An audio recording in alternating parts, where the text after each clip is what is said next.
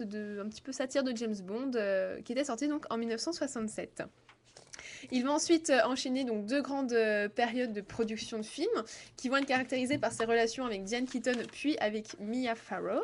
Donc Diane Keaton va être sa compagne et son égérie pour une dizaine de films jusque dans les années 1977. Il va tourner des comédies burlesques, on pense bien sûr à Prends l'oseille et tire-toi, beaucoup de satire.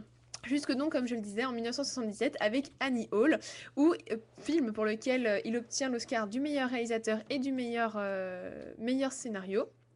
Et dans lequel donc il fait jouer sa femme Diane Keaton, qui remporte un succès incroyable.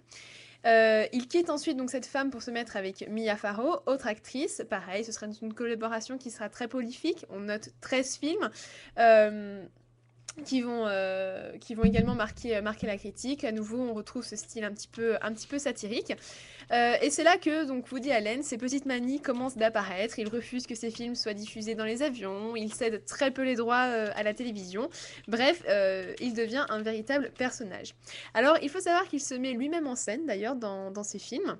On se souviendra de lui en spermatozoïde géant. Dans quel film déjà Alors, j'ai perdu le nom du film. Ça devait être dans un de ces années, films voilà, dans 1980-90. C'est dans ces eaux-là. C'est encore une fois un film sur l'amour, comédie romantique.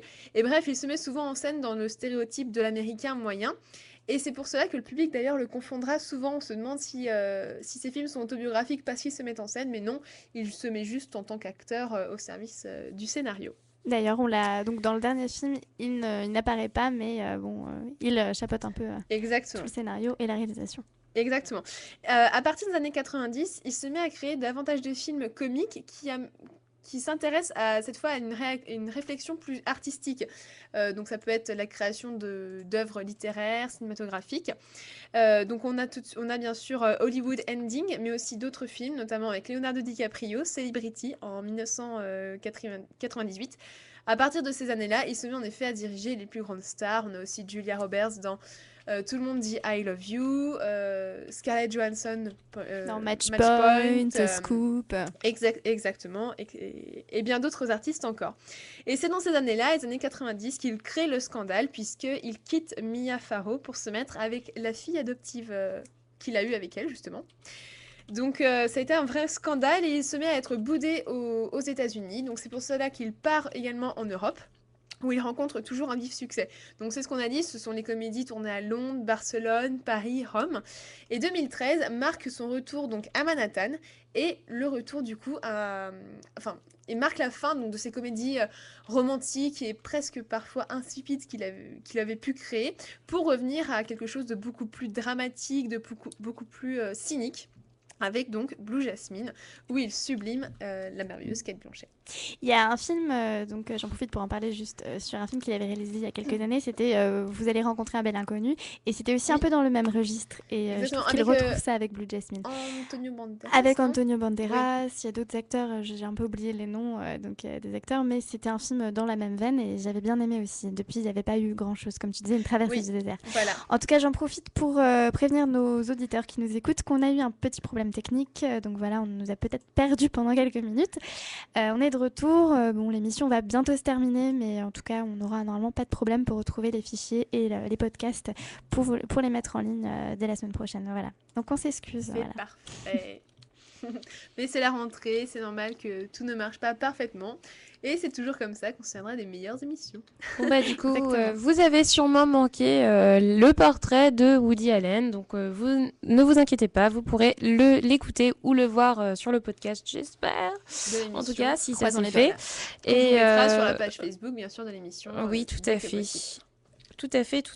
Je pense qu'on va faire notre dernière pause musicale avant de vous parler de bons plans. Non ? Exactement, oui. Avant de parler Bon, on va peut-être en parler rapidement maintenant, parce que c'est vrai que l'émission dure un peu là et qu'on est un peu pressé de partir parce qu'il est tard. En fond musical, on va mettre peut-être une musique et on va vous parler des bons plans de je sais pas, la B-Street Weekend qui se déroule ce week-end à Paris. Tout à fait, donc le 5 et le 6 octobre à la porte de la Villette, désolée. Donc voilà, il me semble que vous pouviez obtenir les places grâce à l'événement Facebook en envoyant votre nom, prénom, adresse mail, etc. Je sais plus si c'était un pass un jour ou 2 jours, mais en tout cas c'est encore faisable. C'est gratuit et donc c'est la seconde édition de la B-Street Weekend organisée par le magazine Street Mag. B-Street, voilà. Tout à fait. Et donc c'était possible effectivement d'avoir les passes via le réseau et c'est encore possible d'obtenir les passes via l'événement Facebook. En tout cas pour tous ceux qui ont l'occasion d'y aller, il y a un lourd programme, des concerts, dont les fichies qu'on a reçus plusieurs fois dans nos studios. On a également, alors moi j'ai vu un pop-up store, Mister Gugu. Je sais pas si vous connaissez la marque, mais en tout cas ils font des suites géniaux, enfin bien colorés et tout, qui changent totalement de l'ordinaire, donc voilà. Il y aura également, il me semble, de la peinture, du street art et... Ah oui, forcément, un voilà, Street Weekend. On peut que avoir du street art. Voilà, du street art, des vêtements, de la mode, du design et voilà, de la musique, comme on disait. Tout à fait. Bah, au pire des cas, on vous mettra les liens ou bien, si vous voulez, on s'en parlera un petit peu sur Twitter. Voilà, on parlait des fichiers et aussi le quatuor du LM qu'on écoute en ce moment, là, c'est Island et d'autres groupes plus hip-hop et électro. Comme Girls Crew, le rappeur new-yorkais Aaron Cohen ou Glitchy McFly, un français, peut-être que vous le connaissez. En tout cas, voilà, ce sera sur la scène du B-Street Weekend à la halle. À la Porte de la Villette. Porte de la Villette, voilà. Donc voilà, c'est apparemment cette semaine l'événement à ne pas manquer. Donc précipitez-vous, allez-y tous et dites-nous à quel point les fichiers sont géniaux, n'est-ce pas? Comme à leur habitude. Voilà, on se quitte là-dessus. Et aussi, si vous voulez passer la nuit à Paris, c'est la nuit blanche à Paris ce week-end, samedi 5 octobre. Il y aura plein d'installations et d'animations. On se quitte là-dessus, on se dit à la semaine prochaine. Ciao à tous. Très bonne soirée, très bonne semaine.